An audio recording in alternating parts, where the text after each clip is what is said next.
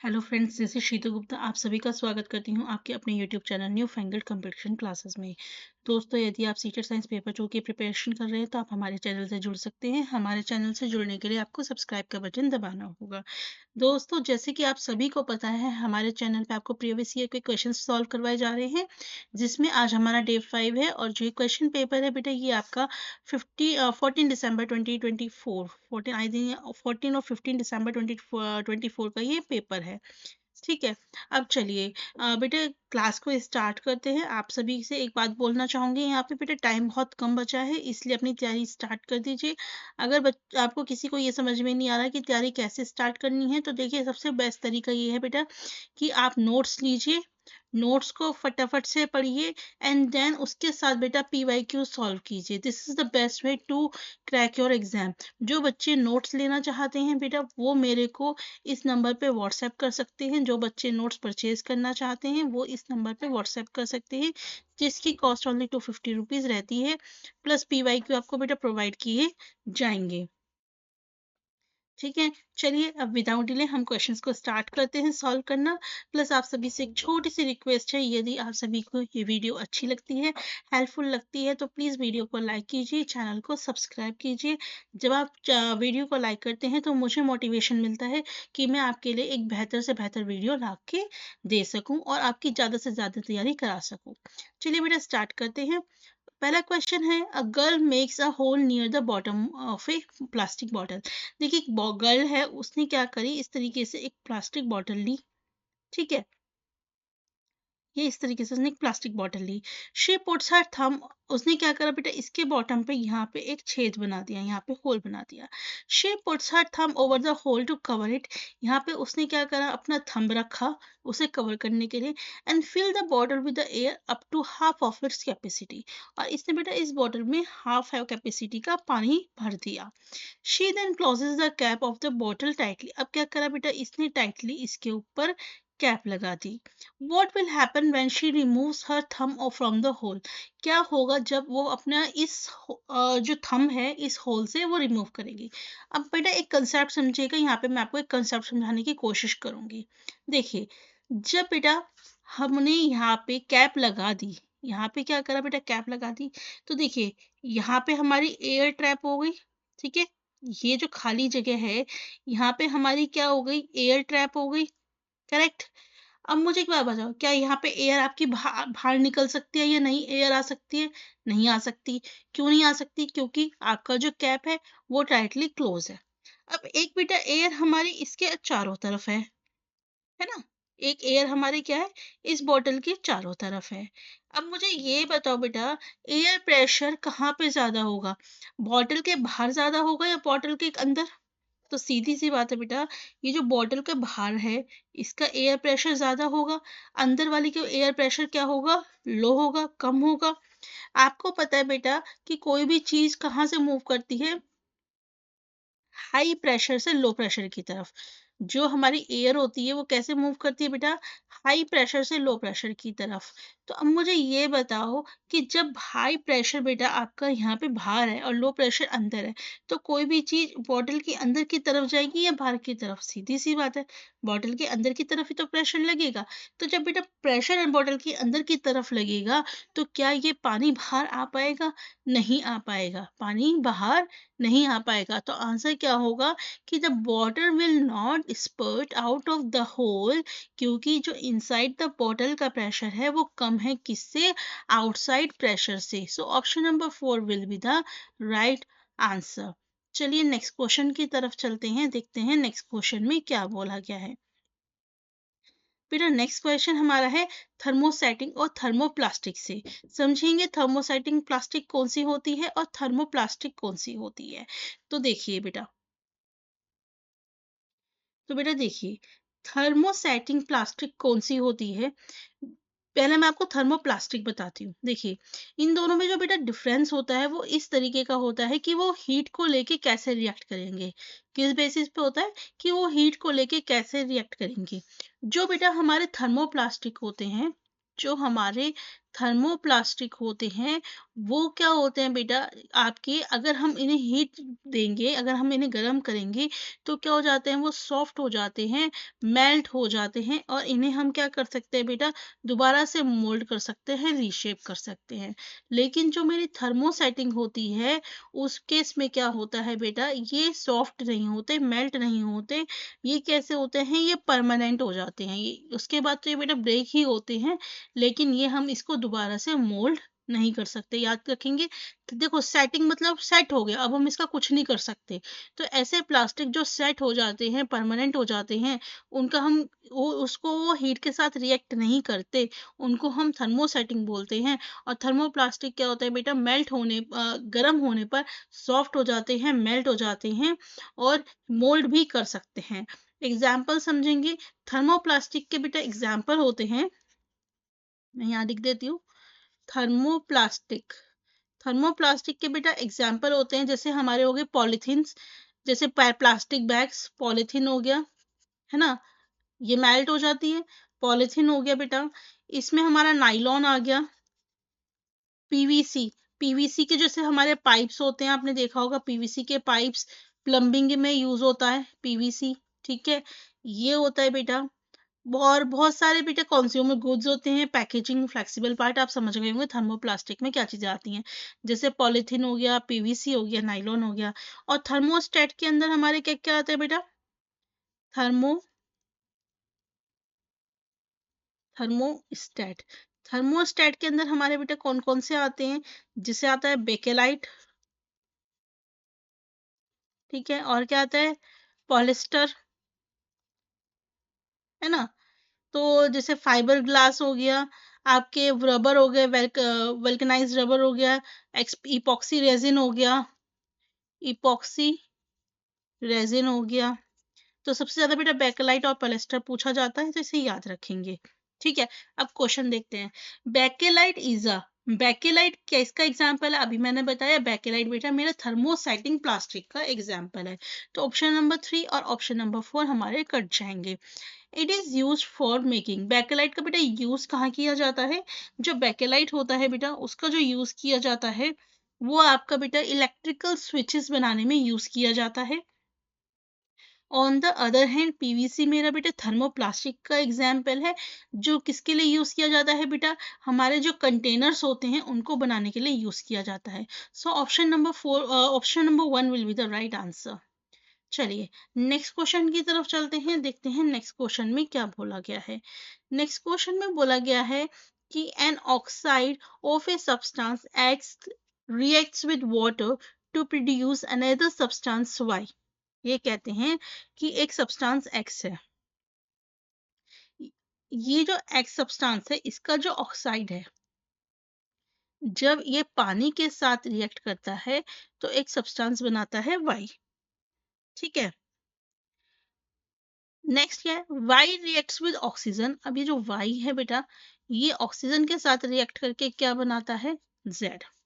It is observe that Y turns blue litmus red, ऐसा देखा गया है कि जो वाई है बेटा ब्लू को रेड में चेंज कर देता है। अब आपको बेटा यहाँ पे लिटमस का पता होना चाहिए कि ब्लू टू रेड कौन सा चेंज होता है, जब वो सब्सटेंस कैसा होता है, एसिडिक होता है। ब्लू टू रेड कब चेंज होता है लिटमस, जब ये सब्सटेंस एसिडिक होता है। तो मुझे पता चल गया वाई मेरा कैसा है, एसिडिक है, ठीक है। तो ये ऑप्शन नंबर 2 तो मेरा कट जाएगा, वाई बेसिक नहीं है, वाई एसिडिक है। आगे देखते हैं क्या दे रखा है, which of the following conclude can be about XYZ के बारे में हमें बताना है, ठीक है। अब बेटा आपको ये पता होना चाहिए कि दैट नॉन मेटल्स जब रिएक्ट करते हैं ऑक्सीजन के साथ तो क्या बनाते हैं, नॉन मेटलिक ऑक्साइड, जो कि कैसे होते हैं, एसिडिक इन नेचर होते हैं। मैंने क्या बोला, मैंने बोला कि जो नॉन मेटल जब ऑक्सीजन के साथ रिएक्ट करते हैं तो ये क्या बनाते हैं, नॉन मेटेलिक ऑक्साइड, ठीक है। और ये जो नॉन मेटेलिक ऑक्साइड होते हैं ये कैसे होते हैं नेचर में, एसिडिक होते हैं। तो मुझे एक बात पता चल गई कि यहाँ पे जो मेरा बना होगा वाई, क्योंकि ये एसिडिक है, ये वाई क्या है, एसिडिक है, तो मेरा वाई क्या रहा होगा, आपका नॉन मेटलिक ऑक्साइड रहा होगा। ठीक है, क्या रहा होगा, नॉन मेटलिक ऑक्साइड रहा होगा।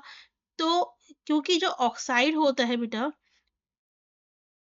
ऑक्साइड जो होता है एक्स का, वो डिसॉल्व हुआ वार्म में और उसने एसिडिक सॉल्यूशन बनाया, तो इसका मतलब एक्स मेरा क्या रहा होगा, नॉन मेटल रहा होगा। यहाँ से समझ में आई बात। हमने क्या करा, हमें वाई का नेचर बताया कि ब्लू टू रेड है, हमें पता चला ब्लू टू रेड होने की वजह से वाई मेरा क्या है, एसिडिक है। अब किसके जो ऑक्साइड है भाई, यहाँ पे देखो ऑक्साइड है, तो यहाँ पे कोई ना कोई ऑक्साइड ही बना होगा, या तो मेटलिक ऑक्साइड या नॉन मेटलिक ऑक्साइड बना होगा। अब यहाँ पे बेटा क्योंकि हमारा जो यहाँ पे वाई है वो एसिडिक आ रहा है, तो एसिडिक बेटा मेरे किसके ऑक्साइड होते हैं, नॉन मेटल के ऑक्साइड होते हैं। और नॉन मेटल का ऑक्साइड कब बनेगा, जब नॉन मेटल बेटा हमारा पानी के साथ रिएक्ट करेगा, तो एक्स मेरा क्या होगा, नॉन मेटल होगा। क्या होगा, एक्स नॉन मेटल। अब देख लेते हैं, एक्स मेरा नॉन मेटल होना चाहिए, वाई मेरा एसिडिक होना चाहिए।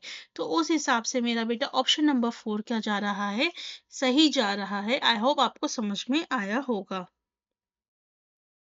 चलिए नेक्स्ट क्वेश्चन की तरफ चलते हैं, देखते हैं नेक्स्ट क्वेश्चन में क्या बोला गया है। Which of the following is likely to happen when chlorine gas is added to the solution of sodium bromide. देखिए क्वेश्चन में बोला गया है कि क्या होगा जब हम सोडियम ब्रोमाइड को कैसे रिप्रेजेंट करते हैं, N S N A for sodium and bromide for B R. Sodium bromide का बेटा हम क्लोरीन गैस के साथ रिएक्शन कराएंगे, तो क्या होगा, हमारा क्या बनेगा बेटा, सोडियम क्लोराइड बनेगा, प्लस आपका Br2 हमारा यहाँ पे बनेगा। याद रखेंगे। क्वेश्चन देखते हैं सॉल्यूशन में क्या है। Sodium chloride is form through displacement reaction या sodium chloride is form through decomposition reaction. देखिए अगर आप ध्यान से देखिए, डिकम्पोजिशन में क्या होता है, मान लीजिए कोई सब्सटेंस ए बी है, तो ये बेटा डिकम्पोज होके ए प्लस बी बन सकता है। लेकिन यहाँ पे क्या हो रहा है, ये क्लोरीन क्या कर रहा है बेटा, इस ब्रोमीन को यहाँ से हटा रहा है और खुद उसके साथ जुड़ रहा है, तो ये क्या कर रहा है, इसको डिस्प्लेस कर रहा है। क्या कर रहा है, डिस्प्लेस कर रहा है, तो हमारा सोडियम क्लोराइड बन रहा है। तो sodium chloride is formed through displacement reaction. Option number 1 will be the right answer. ठीक है, नेक्स्ट क्वेश्चन की तरफ चलते हैं, देखते हैं नेक्स्ट क्वेश्चन में क्या बोला गया है। Which of the following statement about zones of a candle flame is not true. Candle flame की जोन्स के बारे में बेटा कौन सी बात सही नहीं है। तो आप पहले देखिए, 3 जोन्स होती हैं बेटा। क्या होती है, कैंडल फ्लेम की 3 जोन्स होती हैं। मैं आपको समझा देती हूँ। ये कैंडल फ्लेम है, इसकी ये 3 जोन्स है। ठीक है, जो सबसे भारी जोन होती है, आउटर जोन, ये कौन सी होती है, नॉन ल्यूमिनस, यानी कि ये वो जोन होती है जो हमें चमकती हुई नहीं दिखाई दी जाती। और ये कैसी होती है बेटा, सबसे हॉटेस्ट होती है। क्या होती है, सबसे गर्म होती है, नॉन ल्यूमिनस होती है। और दूसरी बात याद रखेंगे, यहाँ पे क्या होता है, और कंप्लीट कंबशन। क्या होता है, कंप्लीट कंबशन। याद रहेगा मैंने क्या क्या बोला। नॉन ल्यूमिनस होता है आउटर जोन, हॉटेस्ट होता है, सबसे गर्म होता है।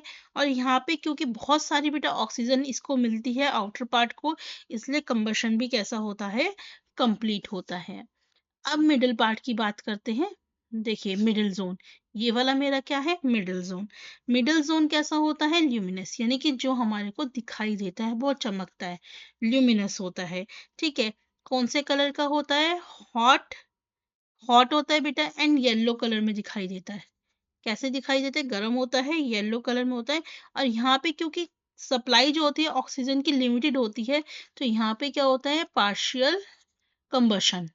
क्या होता है बेटा, पार्शियल कंबशन होता है। ठीक है, और क्या होता है यहाँ पे, अनबर्न्ड कार्बन पार्टिकल्स। क्या होते हैं, अनबर्न्ड कार्बन पार्टिकल्स भी हमारे बेटे यहीं देखने को मिलते हैं, क्योंकि यहाँ पे कंप्लीट कंबशन नहीं होता। अब हम बात करते हैं इनर जोन की। किसकी बात करते हैं? इनर जोन, यानी कि ये वाला जो जोन है। इसमें क्या होता है बेटा, ये कूलेस्ट होता है। क्या होता है? कूलेस्ट होता है। डार्क कलर का जोन होता है, ठीक है। और इसमें क्या होते हैं? Unburned wax vapours. याद रखेंगे किसमें क्या होता है, चाहे तो आप स्क्रीनशॉट ले सकते हैं बेटा। मैंने क्या बताया? नॉन ल्यूमिनस होता है आउटर जोन, हॉटेस्ट होता है, कंप्लीट कंबशन होता है, क्योंकि यहाँ पे ऑक्सीजन की सप्लाई क्या होती है बेटा? प्रॉपर होती है। मिडल जोन हमारा क्या होता है? ल्यूमिनस होता है, गर्म होता है और येलो कलर में हमें दिखाई देता है। मिडल जोन में ऑक्सीजन की सप्लाई लिमिटेड होती है, इसलिए कंबशन कैसा होता है? पार्शियल होता है। इसी वजह से बेटा जो हमारे कार्बन के पार्टिकल्स होते हैं कुछ अनबर्न्ड रह जाते हैं, जलते नहीं हैं। अंदर का जो पार्ट होता है, इनर जोन होता है, वो सबसे ठंडा होता है, कूलेस्ट होता है, काले रंग का होता है, डार्क कलर का होता है। और हमें इनर जोन में क्या देखने को मिलते हैं? अनबर्न्ड वैक्स के वेपर देखने को मिलते हैं। अब हम क्वेश्चन पे जाते हैं, देखते हैं क्वेश्चन में क्या बोला गया है। क्वेश्चन में बोला गया है the non luminous part of the flame is the zone of complete combustion. ये बोलते हैं, अच्छा इन्होंने पूछा है कौन सी बात सही नहीं है। तो ये पहला स्टेटमेंट है कि जो नॉन ल्यूमिनस पार्ट होता है फ्लेम का, वहाँ कौन सा होता है? जहाँ पे कंप्लीट कंबशन हो जाता है। तो ये बात स्टेटमेंट सही है, मैंने यही बताया। नॉन ल्यूमिनस पार्ट में क्या होता है? कंप्लीट कंबशन हो जाता है। Temperature of middle zone and the non luminous part of the flame is same. ये कहते हैं कि जो टेम्परेचर होता है मिडिल जोन का और आपका नॉन ल्यूमिनस का सेम होता है। नहीं बेटा, सबसे गर्म कौन सा होता है? आउटर जोन, यानी कि नॉन ल्यूमिनस वाला, और ल्यूमिनस वाला उससे कम गर्म, और अंदर वाला उससे कम गर्म, यानी ठंडा। तो यही स्टेटमेंट क्या है मेरा? गलत है। The yellow part of the flame is the region of partial combustion. ये कहते हैं कि येलो पार्ट का जो फ्लेम होता है वो रीजन है जहाँ पे पार्शियल कंबशन होता है। तो मैंने अभी बताया बेटा कि जो मिडल पार्ट होता है वहाँ पे क्या होता है? पार्शियल कंबशन होता है और येलो कलर की फ्लेम होती है। Innermost zone does not support burning and comprises unburnt wax vapor। अभी मैंने यही समझाया कि जो अंदर का जोन होता है वहाँ पे बर्निंग नहीं होती और वहाँ पे क्या होते हैं? अनबर्nt वैक्स वेपर्स हमारे प्रेजेंट होते हैं। तो ये बाकी के स्टेटमेंट मेरे सही है, सिर्फ ऑप्शन नंबर 2 मेरा गलत है। चलिए नेक्स्ट क्वेश्चन की तरफ चलते हैं, देखते हैं नेक्स्ट क्वेश्चन में क्या बोला गया है। नेक्स्ट क्वेश्चन में बोला गया है which of the following medium is present between the inner and outer layer of thermoflask and why. ये कहते हैं एक हमारा यहाँ पे क्या है? थर्मोफ्लास्क होता है। ये क्या है बेटा? मान लीजिए मैंने ये क्या बनाया? थर्मोफ्लास्क है। तो इसकी जो अंदर की लेयर है और इसकी जो बाहर की लेयर है, ठीक है, इस लेयर के बीच में बेटा हमारा क्या चीज, ये जो बीच का हिस्सा है, ये जो मीडियम है, मीडियम जो है ये, ठीक है, क्या प्रेजेंट होता है इसके बीच में? तो देखिए बेटा, याद रखेंगे इसके बीच में बेटा एयर नहीं होती, क्या होता है? वैक्यूम। याद रखेंगे क्या चीज होती है? वैक्यूम, खाली जगह होती है। क्यों होती है? क्योंकि वैक्यूम की देखिए वैक्यूम की वजह से क्या होता है? आपका कंडक्शन और कन्वेक्शन दोनों ही प्रोसेस से हीट लॉस नहीं हो पाती। समझ रहे हैं बात से? क्या होता है? अगर ना ही कंडक्शन होगा ना ही कन्वेक्शन, किसी भी मदद से आपका वैक्यूम की वजह से आपकी हीट लॉस नहीं हो पाती। यदि यहाँ पे एयर होती तो फिर हो सकता था कि आपके एयर के माध्यम से या तो कंडक्शन या रेडिएशन या किसी भी प्रोसेस से क्या होता है, हीट आपका लॉस हो जाता। ठीक है, क्योंकि देखिए कंडक्शन और कन्वेक्शन दोनों ही मेथड को किसी मीडियम की जरूरत होती है, जैसे कि सॉलिड, लिक्विड या गैस, अपनी हीट एनर्जी को ट्रांसफर करने के लिए। वैक्यूम क्रिएट करके इनर वॉल और आउटर वॉल्स के बीच में मॉलिक्यूल्स को रिमूव कर दिया जाता है, जिसकी वजह से हीट का लॉस होने से बच जाता है। ठीक है, तो option number 3 will be the right answer. Next question की तरफ चलते हैं। नेक्स्ट क्वेश्चन में बोला गया है Buzo wants to set up a circuit for the purification of copper। Copper के प्योरिफिकेशन के लिए बूजो ने क्या करा बेटा? एक सर्किट बनाया। तो विच of the following electrodes and solution should he opt for. तो प्योरिफिकेशन के लिए बेटा कौन से वो इलेक्ट्रोड्स और सॉल्यूशन का यूज करेगा? तो हमेशा याद रखेंगे बेटा, जब हम कॉपर का प्योरिफिकेशन करते हैं, मान लीजिए मेरा कॉपर का प्योरिफिकेशन मुझे यहाँ पे करना है, तो यहाँ पे मैं हमेशा किसका यूज़ करूँगी, किसी इलेक्ट्रोलाइट का यूज़ करूँगी। किसका यूज़ करूँगी, किसी इलेक्ट्रोलाइट सोल्यूशन का यूज़ करूँगी, ना कि वाटर का। तो ये तो हो नहीं सकता, और सॉल्यूशन क्या होगा, कॉपर सल्फेट। तो ये बात तो तीनों में सही है। अब बात आती है, हम क्या यूज़ करते हैं बेटा, दो रॉड्स का यूज़ करते हैं। क्या करते हैं, दो रॉड्स का यूज़ करते हैं। एक होता है पॉजिटिव इलेक्ट्रोड, एक होता है नेगेटिव इलेक्ट्रोड। क्या होता है, एक पॉजिटिव इलेक्ट्रोड, एक होता है नेगेटिव इलेक्ट्रोड। ठीक है। जो पॉजिटिव इलेक्ट्रोड होता है बेटा, जो पॉजिटिव इलेक्ट्रोड होता है उसको हम क्या बोलते हैं, एनोड। पॉजिटिव इलेक्ट्रोड को क्या बोलते हैं, एनोड। और नेगेटिव इलेक्ट्रोड को हम क्या बोलते हैं, कैथोड। इसे याद रखेंगे, पॉजिटिव इलेक्ट्रोड को बोलते हैं एनोड और नेगेटिव इलेक्ट्रोड को बोलते हैं कैथोड। ठीक है। अब क्वेश्चन आता है कि हमारा बेटा इम्प्योर कॉपर कहाँ पे होता है और प्योर कॉपर कहाँ पे होता है। देखिए, एनोड मड, आपने एक वर्ड सुना होगा, एनोड मड। सुना है, एनोड मड। ठीक है। एनोड मड क्या होता है, जो बेटा यहाँ पे हमारा इकट्ठा हो जाता है। क्या हो जाता है, वो मड प्योरिफिकेशन के दौरान जो क्या हो जाता है, इकट्ठा हो जाता है। तो इसका मतलब क्या होता है, इसका मतलब ये हुआ कि एनोड मड, यानी कि एनोड से निकला हुआ मड। ठीक है।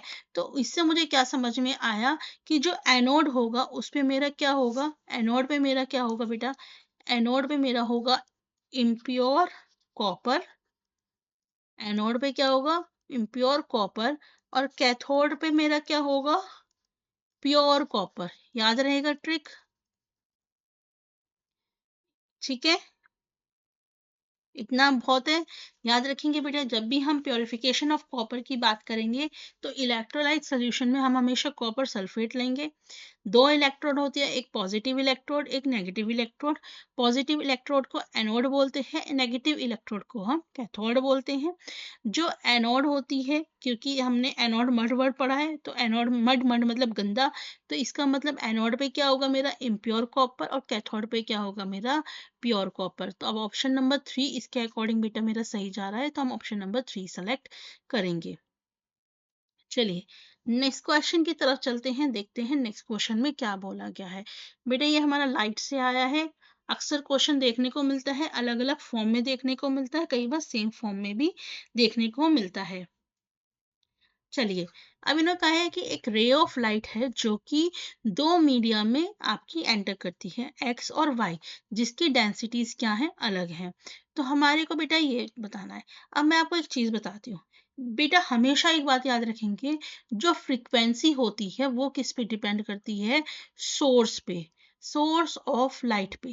फ्रीक्वेंसी किस पे डिपेंड करती है, सोर्स क्या है लाइट का उस पे डिपेंड करती है, ना कि हमारी जो मीडियम है उसकी जो डेंसिटी है उस पे डिपेंड करती है। तो आप किसी भी मीडियम में चले जाओ बेटा, हमारी जो फ्रीक्वेंसी है वो कभी भी चेंज नहीं होती। तो ए भी क्या होगा, नो चेंज, और डी भी क्या होगा मेरा, नो चेंज। ये बात याद रहेगी।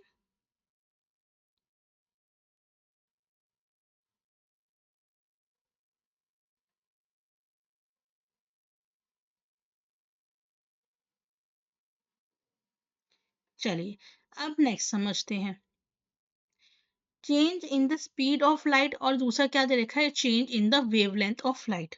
ठीक है। अब स्पीड एंड वेवलेंथ किस पे डिपेंड करती है, तो हमें ये पता है that velocity is equal to frequency into lambda. समझ रहे हो बात को, क्या है बेटा, फ्रीक्वेंसी इंटू लैम्डा। तो कहने का मतलब क्या है, लैम्डा इज द वेवलेंथ, क्या ये वेवलेंथ है, ये क्या है मेरी वेलोसिटी यानी कि स्पीड, यानी कि ये क्या है बेटा, डायरेक्टली प्रोपोर्शनल है। तो इसका मतलब क्या है, अगर मेरी वेलोसिटी बढ़ेगी तो आपकी बेटा वेवलेंथ भी क्या होगी, बढ़ेगी। वेलोसिटी बढ़ेगी तो वेवलेंथ भी बढ़ेगी। यहाँ पे स्पीड क्या हो रही है, इंक्रीज हो रही है, तो यहाँ पे भी स्पीड क्या होगी बेटा, इंक्रीज होगी। यहाँ पे वेवलेंथ डिक्रीज हो रही है तो इसका मतलब स्पीड भी क्या रही होगी, डिक्रीज रही होगी, डिक्रीज।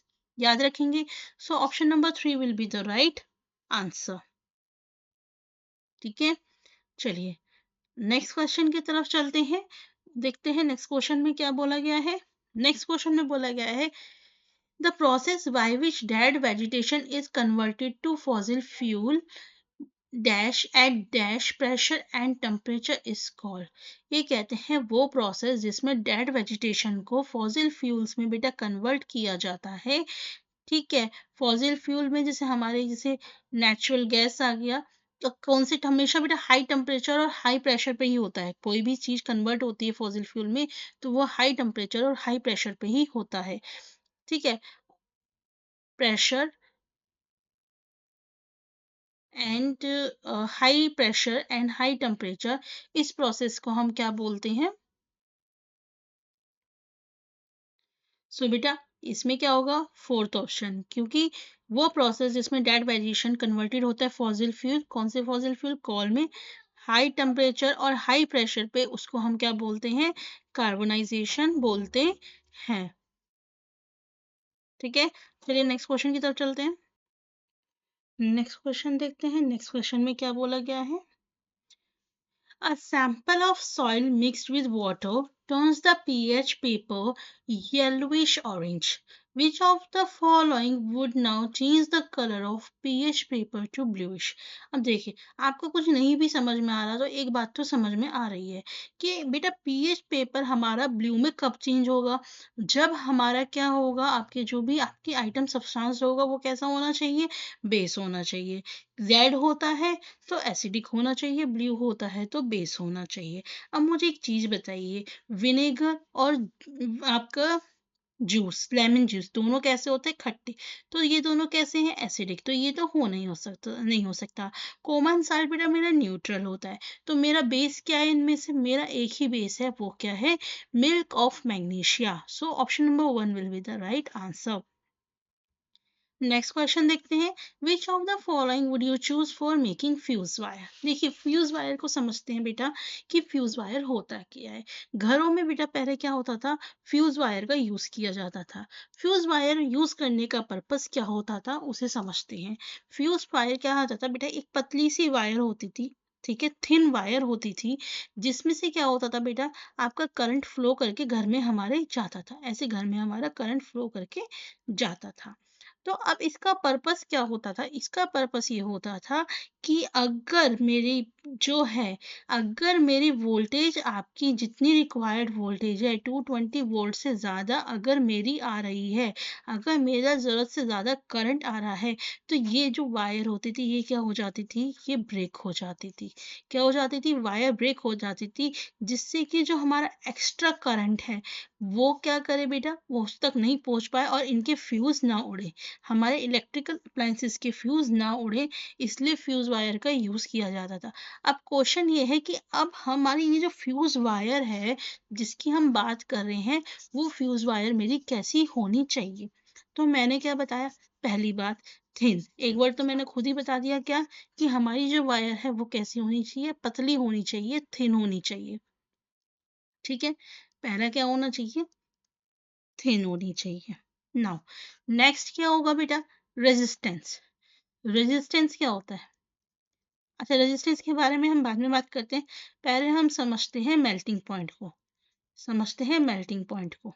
ठीक है, अब मुझे एक बात बताओ, एक वायर है, ठीक है, इस वायर को हम ये चाहते हैं कि जैसे ही एक्स्ट्रा करंट इस पे आए, ठीक है, ज्यादा वोल्टेज अगर इस पे आए तो ये वायर हमारी टूट जाए।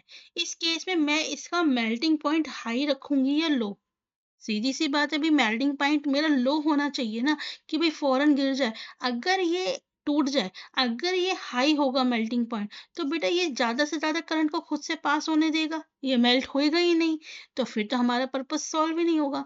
तो मेल्टिंग पॉइंट मेरा कैसा होना चाहिए, लो होना चाहिए। अब नेक्स्ट आता है रेजिस्टेंस। रेजिस्टेंस क्या करता है कि रेजिस्टेंस का पर्पस क्या होता है, ये इंश्योर करता है कि जो अमाउंट ऑफ हीट जो है वो जनरेट हो जाए जब हमारी बेटा जो डेंजरसली हाई करंट है उस सर्किट से क्या हो, आपका फ्लो करे। नहीं समझ में आई, मैं फिर से समझ, देखिए आपका क्या होगा, ये वायर है, अब यहाँ पे एकदम से क्या हुआ बेटा, आपका बहुत सारा करंट आ गया। करंट आने पे क्या होगा बेटा, अगर इसका रेजिस्टेंस लो होगा, अगर इसका रेजिस्टेंस लो होगा तो ये करंट क्या करेगा, ये करंट हमारे सर्किट के अंदर चला जाएगा। लेकिन अगर मेरा रेजिस्टेंस हाई होगा तो ये बेटा ज़्यादा जो ओवर करंट है, जो एक्स्ट्रा करंट हमारा आ रहा है, उसको ये क्या करेगा, रोकेगा। तो रेजिस्टेंस कैसा होना चाहिए फ्यूज वायर का, हाई होना चाहिए। तो ऑप्शन क्या है, option number 2 will be the right answer. ठीक है, चलिए नेक्स्ट क्वेश्चन की तरफ चलते हैं, देखते हैं नेक्स्ट क्वेश्चन में क्या बोला गया है। ये बेटा नाइट्रोजन फिक्सेशन से हमारा क्वेश्चन आया हुआ है, इसको देखते हैं। हमें करेक्ट सीक्वेंस बतानी है। सबसे पहले क्या है कि uptake of compound nitrogen by the plants through the root system, synthesis of plants and protein and other compound, conversion of nitrogenous waste from dead plants and animals into nitrogenous compounds, fixation of nitrogen from the atmosphere by certain bacteria and blue green algae। तो देखिए बेटा, सबसे पहला step क्या होगा, सबसे पहले क्या होता है, नाइट्रोजन जो कि हमारे एटमॉस्फेयर में प्रेजेंट है, वो नाइट्रोजन क्या होती है बेटा, हमारे जो कुछ बैक्टीरियाज होते हैं और ब्लू ग्रीन एल्गी होती हैं, उनके द्वारा फिक्स किए जाते हैं। फिक्स मतलब क्या होता है, यूजेबल फॉर्म में उन्हें कन्वर्ट किया जाता है, क्योंकि जो हमारे प्लांट्स होते हैं वो नाइट्रोजन को एज इट इज यूज नहीं कर सकते, उनको बेटा चेंज करना होता है नाइट्रोजनियस कंपाउंड्स के अंदर, जिससे क्या होता है कि हमारे जो प्लांट्स हैं उस चीज को यूज कर सकें। और वो फिक्सेशन का काम कौन करते हैं, कुछ बैक्टीरिया और ब्लू ग्रीन एल्गी हमारा काम करते हैं। तो पहला ऑप्शन तो क्या होगा, सबसे नंबर 1 पे क्या आएगा, आपका डी। उसके बाद क्या होता है कि अब जो हमारे कंपाउंड बना, जो नाइट्रोजन हमारे फिक्स हुई, इसको कौन लेगा, ये जो अपटेक है इस कंपाउंड का, नाइट्रोजन के जो कंपाउंड है उसे प्लांट्स क्या करेंगे, अपने रूट की मदद से उसे यूज करेंगे। क्या करेंगे, अपने रूट की तरफ से मदद से उस कंपाउंड को जो कि फिक्स हुआ है नाइट्रोजन का, उसको यू क्या करेंगे, अपटेक करेंगे, उसे यूज करेंगे। उसके बाद क्या करेंगे बेटा, ये जो प्लांट्स हैं यूज करने के बाद क्या करेंगे कि जो प्लांट के प्रोटीन्स और अदर कंपाउंड्स हैं उनको बनाएंगे। क्या बनाएंगे, प्लांट के प्रोटीन और बाकी के जो कंपाउंड्स हैं उनका सिंथेसाइज करेंगे, उन्हें बनाएंगे। Now next and the last step क्या रहेगा कि कन्वर्ट जो हमारे नाइट्रोजीनियस वेस्ट हैं, जो कि हमारे डेड प्लांट्स और एनिमल्स से हमारा बेटा मिले हैं, उनको किस में चेंज करेंगे, नाइट्रोजीनियस कंपाउंड्स के अंदर चेंज करेंगे। So option number 3 will be the right answer. Next question देखते हैं, the following is the weather chart of a city for different months. ये बेटा एक वेदर चार्ट दे रखा है कि सिटी के लिए डिफरेंट मंथ्स का, which month will have high rate of evaporation. ये कहते हैं कि कौन से मंथ में सबसे ज्यादा इवेपोरेशन होगी। अब एक बात बताइए, इवेपोरेशन जो होता है वो क्या होता है, पानी का भाप बन के ऊपर एटमॉस्फेयर में जाना, ये तो आप सभी को पता है। अब पानी बेटा भाप कब बनेगी, जब टेम्परेचर क्या होगा हमारा, हाई होगा। सीधी सी बात है, हाई टेम्परेचर होगा मेरा तभी तो बेटा बनेगी। ठीक है, ह्यूमिडिटी कम होनी चाहिए, टेम्परेचर हाई होना चाहिए। जैसे गर्मी का मौसम होता है, गर्मी में क्या होता है, टेम्परेचर हाई होता है, ह्यूमिडिटी कम होती है। ह्यूमिडिटी कम होगी, टेम्परेचर हाई होगा, तो सबसे ज़्यादा इवापोरेशन हमारा क्या होगा, विंड स्पीड भी हाई अच्छी होनी चाहिए। याद रखेंगे, इवापोरेशन के लिए क्या चाहिए, टेम्परेचर भी हाई, विंड स्पीड भी हाई होनी चाहिए और ह्यूमिडिटी कम होनी चाहिए। सो option number 2 will be the right answer. Next question. Which of the following state about the sequence of events in the sexual reproduction in flower is correct? ये कहते हैं कि इसमें से कौन सी बात जो है वो सही है अगर हम फ्लावर्स में सेक्सुअल रिप्रोडक्शन की बात करते हैं। Seedlings are formed after pollination and before development of embryo। ये कहते हैं कि एम्ब्रियो के बनने से पहले ही सीडलिंग्स बन जाते हैं। नहीं बेटा, ऐसा नहीं होता। Embryo is formed before pollination and after fertilisation. ये कहते हैं कि आपका एक काम करती हूँ बेटा, मैं आपको एक छोटा सा क्या करती हूँ इसके अंदर प्रोसेस समझाती हूँ। देखिए बेटा, सबसे पहले हमारा क्या होता है, पॉलिनेशन। याद रखेंगे, सबसे पहले क्या होता है, पॉलिनेशन का प्रोसेस होता है। पॉलिनेशन प्रोसेस में क्या होता है, पॉलन ग्रेन का ट्रांसफर होता है फ्रॉम एंथर टू स्टिग्मा। उसके बाद क्या होता है, फर्टिलाइजेशन। क्या होता है फिर, फर्टिलाइजेशन। फर्टिलाइजेशन में क्या होता है बेटा, फ्यूजन होता है मेल और फीमेल गैमेट का, फ्यूजन होता है मेल एंड फीमेल गैमेट का, ठीक है।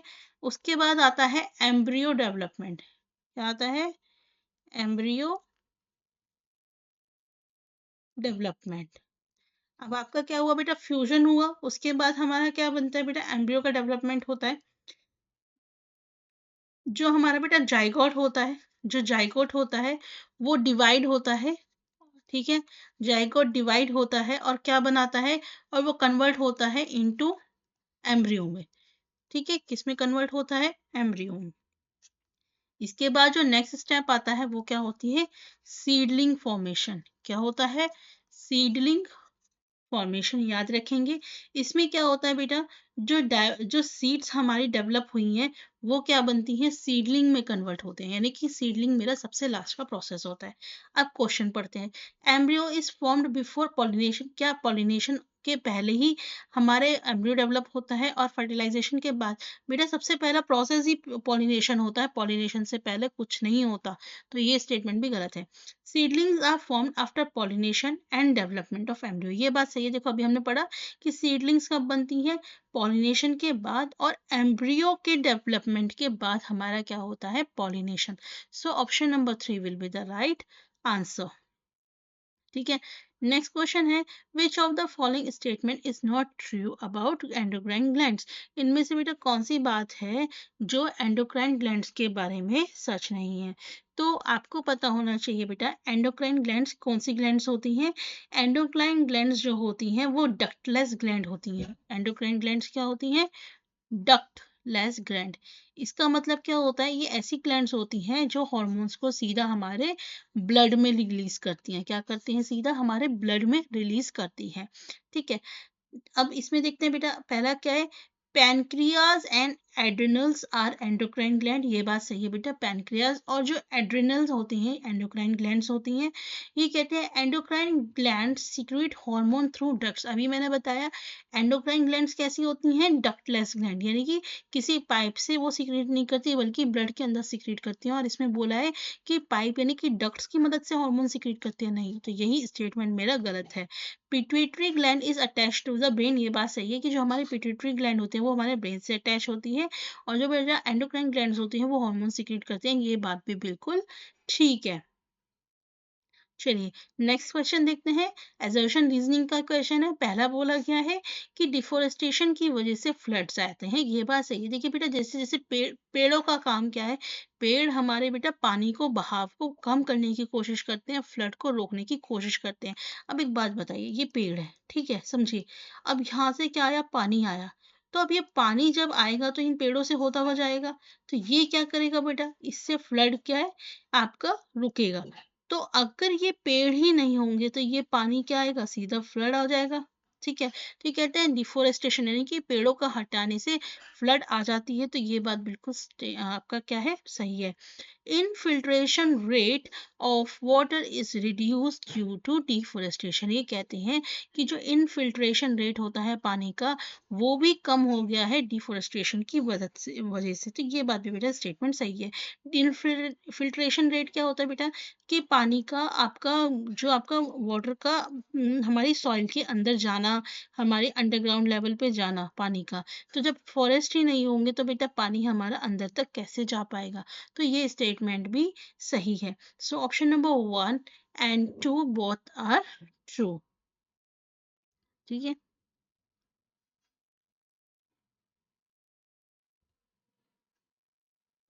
चलिए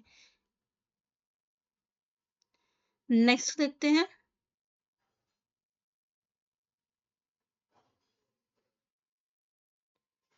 ओके, नेक्स्ट क्वेश्चन है बेटा, यहाँ पे दो ग्रुप्स हैं, group A and group B.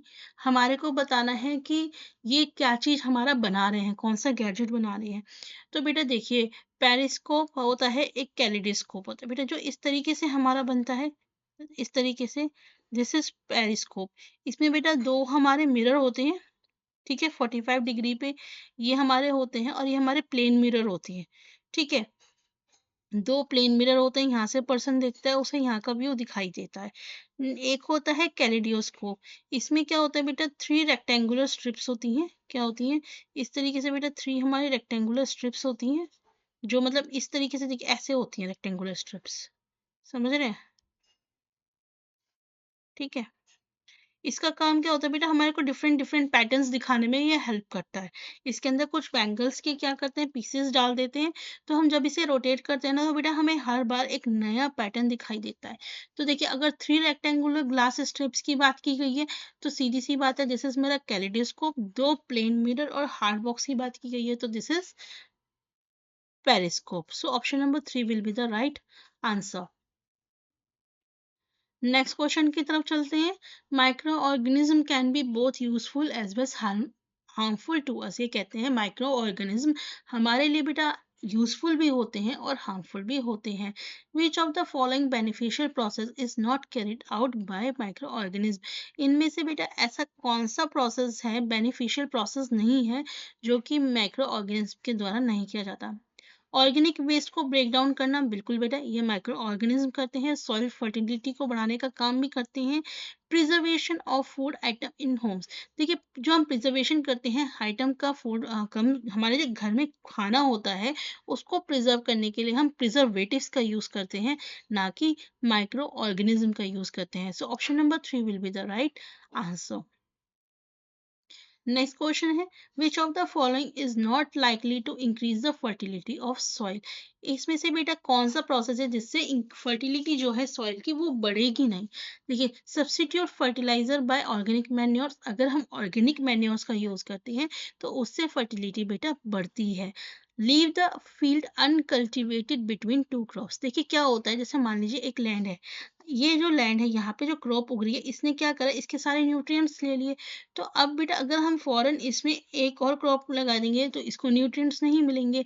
लेकिन अगर मैं इसको कुछ टाइम के लिए छोड़ दूंगी, अनकल्टिवेटेड छोड़ दूंगी, तो इसके जो न्यूट्रिएंट्स हैं दोबारा से रिप्लेनिश्ड हो जाएंगे, फर्टिलिटी इंक्रीज होएगी। तो ये बात भी सही है। अगर या दूसरा तरीका क्या हो सकता है कि हम दूसरी की तरह की क्रॉप्स लगाएं, क्योंकि फिर क्या होगा, उनका क्या होगा बेटा, उनकी न्यूट्रिएंट रिक्वायरमेंट्स अलग होंगी, तो वो अलग तरह के न्यूट्रिएंट्स लेंगे, तो हमारे जो प्रीवियस वाले क्रॉप के न्यूट्रिएंट्स है वो वहाँ पे फिर से फिल हो जाएगी। तो ये भी प्रॉपर तरीका है फर्टिलिटी का।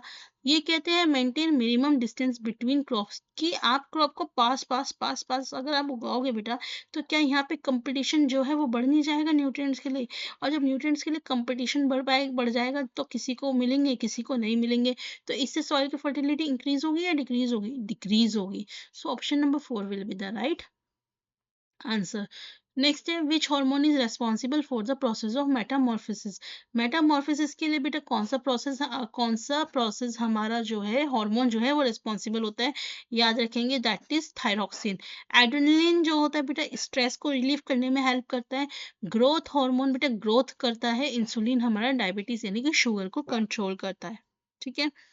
नेक्स्ट क्वेश्चन है, एक टीचर जब टॉपिक पढ़ाती है केमिस्ट्री में, तो वो आइडेंटिफाई करती है लर्नर्स के कंसेप्शंस को। विच of the following is not an alternative conception. इनमें से बेटा कौन सा ऑल्टरनेटिव कंसेप्शन नहीं है? जैसे कि ऑल्टरनेटिव कंसेप्शंस होता है क्या है, यानी ऐसी कंसेप्शंस जो इंसान ने मान लिए हैं बट एक्चुअली में वो है नहीं। ठीक है, साइंटिफिकली वो चीज़ नहीं है, लेकिन हमने उसको उस तरीके से रिप्रेजेंट कर दिया। जैसे समझते हैं, carbon atom is black in colour. ठीक है, अब जरूरी कोई ना कि भैया कार्बन एटम ब्लैक ही कलर का होगा, लेकिन ये हमारे को शुरू से दिखाया गया है कि जो कार्बन है वो ब्लैक कलर का ही है। तो ये ऑल्टरनेटिव कंसेप्शन है। एक chemical bond is a line between two atoms. एक बात बताइए, दो एटम्स हैं, ठीक है, हमने शुरू से क्या करा है, ये रिप्रेजेंट करा है कि अगर दो लाइन है तो ये केमिकल बॉन्ड है। क्या एक्चुअली में केमिकल बॉन्ड ऐसे होते हैं? नहीं, chemical bond is a force. ठीक है, वो फोर्स है, लेकिन हमने इसको ऑल्टरनेटिवली रिप्रेजेंट कर दिया कि ये हमारे केमिकल बॉन्ड को रिप्रेजेंट कर रहा है। तो ये ऑल्टरनेटिव कंसेप्शन है। Adding oxygen in a reaction is, oxygen का ऐड करना रिएक्शन में ऑक्सीडेशन है। ओके।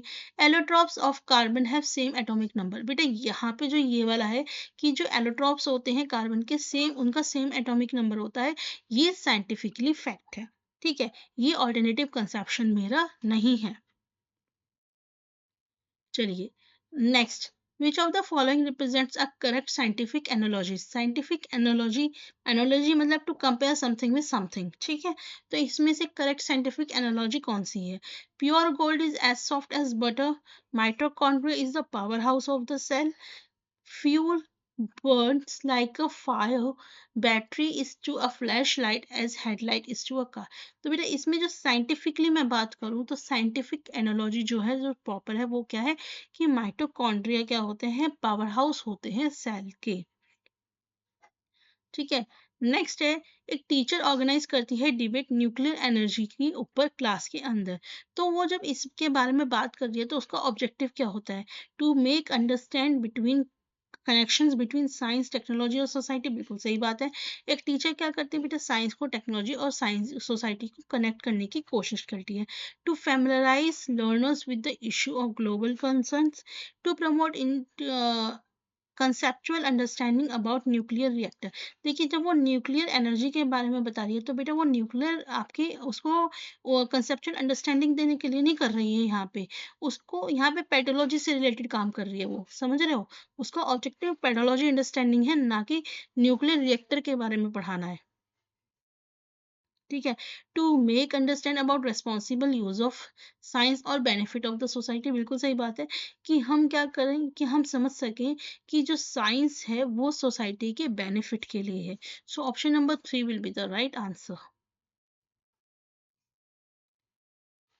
नेक्स्ट है, which of the following is not consistent with the contemporary understanding of science? इनमें से कौन सी बात बेटा हमारी जो साइंस की अंडरस्टैंडिंग को लेकर है वो सही नहीं है? Following one scientific is surely and the only way to scientific. बिल्कुल नेगेटिव है बेटा।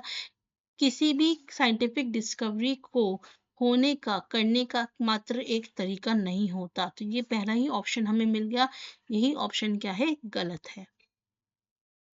नेक्स्ट क्वेश्चन की तरफ चलते हैं। Bore theory of atom marked a revolution in science. ये कहते हैं बोर की थ्योरी जो थी एटम को लेके, उससे एक रिवोल्यूशन आया साइंस में। It lead to the proposition of stationary energy of electron in which the electron does not radiate energy while revolving round the nucleus. इन्होंने कहा था कि जो इलेक्ट्रॉन है वो एनर्जी रेडिएट नहीं करते जब वो न्यूक्लियस के चारों तरफ आपके क्या करते हैं? रिवॉल्व करते हैं। तो इसमें से बेटा कौन सा नेचर ऑफ साइंस आपका यहाँ पे रिप्रेजेंट कर रहे हैं? तो देखिए यहाँ पे कुछ वर्ड है, science is subjective, science is value neutral, science is tentative, science is socially and culturally embedded. तो ये आपको समझ में आ गया होगा, ये तो हो ही नहीं सकता कि साइंस सोच यहाँ पे, क्योंकि हमने बेटा कोई भी सोसाइटी या कल्चर से रिलेटेड बात ही नहीं करी, समझ रहे हैं आप? ठीक है, हमने कोई भी बात ही नहीं करी जिसमें हम कल्चर को या फिर सोसाइटी को क्या कर रहे हैं बेटा? रिप्रेजेंट कर रहे हैं। ठीक, अब एक बात समझते हैं। अब नेक्स्ट क्या है इसके अंदर? Science is subjective. इसको समझते हैं बेटा, इसका क्या मतलब होता है कि साइंस सब्जेक्टिव है? सब्जेक्टिव मतलब क्या होता है, पहले ये बताइए मुझे। सब्जेक्टिव का मतलब होता है बेटा जहाँ पे हमारे पर्सनल ओपिनियंस, ठीक है, हमारे जो पर्सनल बायसेस हैं वो मैटर करती हैं। क्या हमने यहाँ पे कोई पर्सनल ओपिनियन की बात करी? नहीं करी। क्या हमने कोई बायसेस की बात करी? नहीं करी। तो ये आपका नहीं हो सकता। वैल्यू न्यूट्रल का क्या मतलब होता है कि साइंस जो होता है बेटा वैल्यू न्यूट्रल होती है, इसका मतलब कि ये एथिकल्स एंड मोरल जजमेंट के ऊपर बनाई गई है। क्या हमने कुछ मोरल मोरल या एथिकल यहाँ पे कुछ बात किया? नहीं। साइंस इज टेंटेटिव, यानी कि टेंटेटिव मतलब टेम्परेरी, कोई चीज समय के साथ चेंज होती है, तो हम इसी के बारे में तो बात कर रहे हैं इस एग्जाम्पल में। सो option number 3 will be the right answer. Next question है, साइंस गोज पैराडिगम शिफ्ट। ये कहते हैं साइंस के अंदर शिफ्ट चेंज आते रहते हैं। बिल्कुल सही बात है। एग्जिस्टिंग साइंटिफिक थ्योरीज और लॉज जो है बेटा उसे डिस्कार्ड कर दिया जाता है नए अगर एविडेंसेस आते हैं। तो ये बात भी बिल्कुल सही है और रीजन भी सही है। नेक्स्ट क्वेश्चन क्या है? Which of the following should be emphasise by the teacher for nurturing creativity. अगर टीचर को बेटा बच्चों के अंदर क्रिएटिविटी लेके आनी है तो उन्हें क्या करना चाहिए, किस चीज पे जोर देना चाहिए? Engaging student in the inquiry and discovery oriented task. बिल्कुल सही बात है कि बच्चों को बेटा इंक्वायरी और डिस्कवरी ओरिएंटेड टास्क में एंगेज करना चाहिए। बच्चों को हाईलाइट करना चाहिए कि राइट और रॉन्ग रेस्पॉन्सेज वाइल इवेल्युएटिंग, कि स्टूडेंट को जब हम स्टूडेंट के जब टास्क को इवेलुएट करते हैं तो उनके जो राइट और रॉन्ग रेस्पॉन्सेज हैं उसको आप हाईलाइट करें। बेटा इसमें हम क्रिएटिविटी कुछ नहीं नर्चर कर रहे, ठीक है, आप बस उन्हें ये यहाँ इवेलुएशन हो रहा है, क्रिएटिविटी नर्चरेशन नहीं हो रहा। एनकरेज करना स्टूडेंट को कि वो काम करें बिना किसी फियर के, इवैल्यूएशन की, ये बात बिल्कुल सही है। जब हम बेटा बच्चा क्या करेगा, जब किसी काम को बिना इवैल्यूएशन के डर के करेगा तो वो अपनी क्रिएटिविटी को ज़्यादा अच्छे से शो कर पाएगा। बच्चे को फाइंड करना राइट आंसर सभी टेक्स्ट बुक में, इसमें बच्चा कुछ नहीं करेगा बेटा, उसका कुछ अपना नहीं है, वो बस बुक में सर्च करता रहेगा कि क्या करना है, क्या करना है, क्या करना है, लेकिन उसने कुछ अपनी क्रिएटिविटी यहाँ पे नहीं दिखाई। सो option number 3 will be the right answer. Next है, ड्यूरिंग अ साइंस क्लास एक टीचर है शेयर करती है अपने लर्नर्स के साथ जो क्रेडिट है इन्वेंशन का इलेक्ट्रिक बल्ब का यूजुअली थॉमस एल्वा एडिसन को जाता है, लेकिन उनसे पहले भी बहुत सारे लोग थे जिन्होंने उस पर काम किया बट वो फेल हो गए।